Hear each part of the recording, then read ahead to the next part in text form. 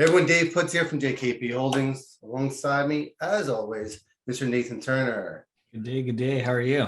Yeah, I'm doing a whole lot better. I'm sure last week my voice was a little bit crazy, frustratingly crazy, but Yeah. it is what it is.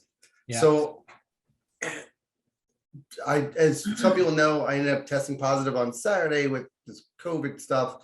I ended up watching TV for most of the weekend, just kind of couldn't get out of bed. So emails piled up. Yeah, Got back what to you gotta everything. do. It's all good. It's all good. We've seen some movement on some assets recently that is changing things. Courts are starting to open back up for us, which is good. Yeah. Trustees are starting to respond to things. Little things are starting to work out, which is what we look for. Yeah. That trickling starting to process. I didn't submit any offers this week because I'll be going away for the next couple of days. So I kind of held off on that stuff. So due diligence isn't going to be crazy. Good. Good. How about you guys? What's going on over there? Actually, that reminds me, I got to send out a wire today on a new one that I just purchased. So Nice. yeah, it's a good one out in Anderson, Indiana, Okay. and paid $55 for it. House is worth. I was surprised when I got the BPO back. And we've had this discussion about BPOs. Go watch that video. But I was surprised the value was better than I expected. I thought maybe 150. The realtor there says 180, maybe not. But unpaid balance, payoff balance is about 90,000. So this will very likely sell at auction. And that's still a great profit for me. I'm very happy with that. So I'm presuming it's unoccupied. Unoccupied, yeah. This is we touched on this, I think, last time. This is a reverse mortgage, where a lot of people are leery about those, and I get it, but I like them. Yeah, I like them. I'm just not sure about them, and that's my problem thing, right? I just don't know if I trust what I trust. Yeah. So we'll see. We'll see how it goes, right? So those who don't know, reverse mortgage is basically the person's dead, right? Yeah, right? They right. took out a reverse mortgage, they passed away, obviously not paying the bill no more. And typically it's a simple, you're gonna foreclose on it situation. So yeah, there's really not very much of an option. It's a foreclosure play, and that's fine. And if the numbers work, great. And in this case, I think the numbers are very favorable. So I'm happy with this one. I did post on our website, our Facebook group and all stuff. We came out with a partials calculator for those who are interested in partials. Not only does it do partials, but it also calculates if you're looking for like what my return would be, or how many payments, or it's similar to the HP calculators, but it's a spreadsheet format. And for me, the visual look of it is easier. So you can go on to it. One of the posts, all we ask you to do is jump on our due diligence portal, run a free address. We're just trying to get some feedback on there. And with that, we'll send you over a spreadsheet. You plug in some numbers. It has schedule A, B, and C. I did tag on our guest today. She actually didn't know it, but she helped me out figure out some of the stuff. So for those who love calculators, definitely jump on the HP calculators. If you're more of a visual learner, reach out and we'll get you hooked up with that. Just run a few assets through our due diligence portal, or find an REO agent local to a property or whatnot. So yeah, Nathan, awesome. What we're finding now is notes are highly priced. They're just extremely high. Yeah. Compared to what we used to. Yeah. There's deals that need to be had, and banks and some of that are just as sophisticated as we are, right? Yes. There are people out there that are not as sophisticated as we are that actually, for one reason or another, create a note. Yep. Yeah, it happens all the time. It's funny, when I first got started in notes, being from Canada, I thought I'd invented seller financing. I thought this is a great idea, man. Nobody's ever done this, and started selling properties on terms. That's how we termed it back then.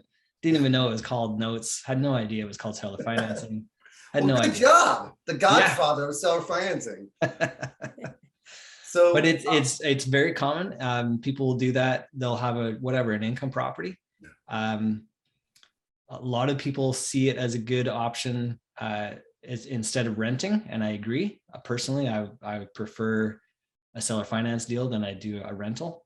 And there's pros and cons, but that's for another story, perhaps. Yeah.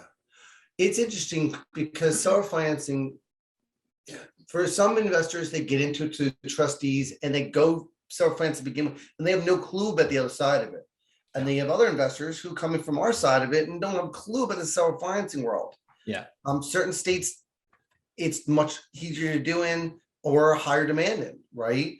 Yeah. So but what people don't realize is there is a lot of education to buying these assets versus get a list, go with it, and you make offers. Right. What I was fascinated by, and we definitely reach out, is with everything being so hot in the market and loans being flying around. If someone asked me 3 weeks ago, what do you think that the report was for seller financing last year? I'd probably tell you down. I couldn't see possibly seller financing being up because it's usually it's a need situation where I don't know how to. The house isn't valued high enough. Houses were extremely high in value. Right. So I was quite amazed to hear that the seller financing world was as popular in 2021 than ever before. I was ecstatic by that. What's your thoughts? So I agree, because we're just coming out of like late 2020, or sorry, going into right before and even the beginning of COVID. We're talking about like interest rates were down at the floor and everyone was getting refinanced. Everybody was getting refinanced. So what's the incentive then? Like, why would anybody do a seller finance deal when bank financing was so cheap? Yeah. However, the numbers say different. So this will be interesting to go through this today and see what we So can learn. I'm going to bring on our special guest and welcome Tracy to our Friday Live special. All right. Tracy, welcome. Thank you for joining us on a gorgeous Friday afternoon. Hopefully it's gorgeous down near you. Yeah. It absolutely is. Thanks for having me. Awesome. So Tracy, before we get into all the nitty gritty and stuff like that, so for those who don't know you, can you give a little bit of background, who you are, how did you get into notes, how long you've been doing it, and what did you do before notes? I come from a rural area, and I worked for an attorney that did title, that did closings, that did escrow servicing, and that was my background. And then I moved to the big city, which was Spokane, Washington, and I went to work for a company that bought seller financed notes, and that was in 1988. And they'd already been doing that since the 40s and 50s. Wow. They would buy seller financed paper at a discount. And so I applied what I knew to that, and I worked in that institutional land, as I call it, for about 10 years. And they bought notes, seller finance notes, all over the United States, and they bought them at a discount. And then after about 10 years of that, I decided I wanted to venture out on my own because I was buying real estate. We weren't allowed to buy notes when we worked there because it was considered a conflict of interest, understandably. So we could buy and sell real estate. We could use seller financing for our own properties, but not to buy notes. And I quickly realized I did not want to be a landlord. I wanted to be a lien lord.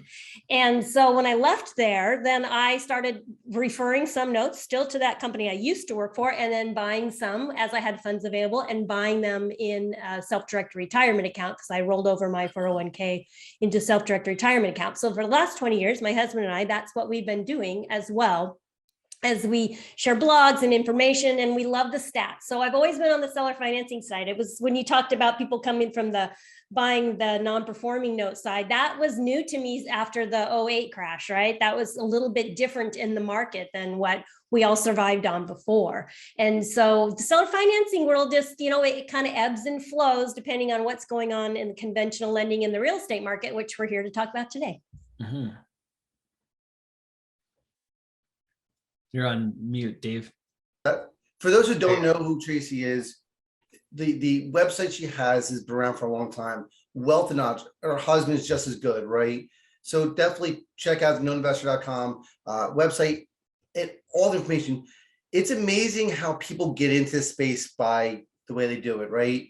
And most commonly, I think, is I don't want to be a landlord. I don't want to own this property.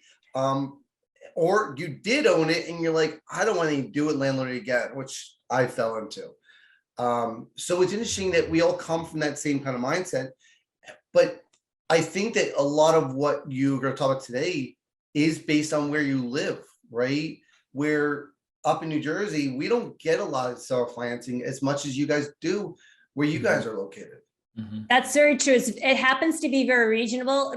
The great thing is, it's just like buying notes, buying seller finance notes. You don't have to be in the location. Yeah. So you can take this information and apply it no matter where you live. Yeah. That's awesome. And So I agree, it Tracy- is very regional. Like you say, Dave, in northeastern United States, it's very, very rare. Ohio, Indiana, Michigan, all the time. Land contracts, they're called out there, and that's what I got started in. And it just depends on where you are in the country.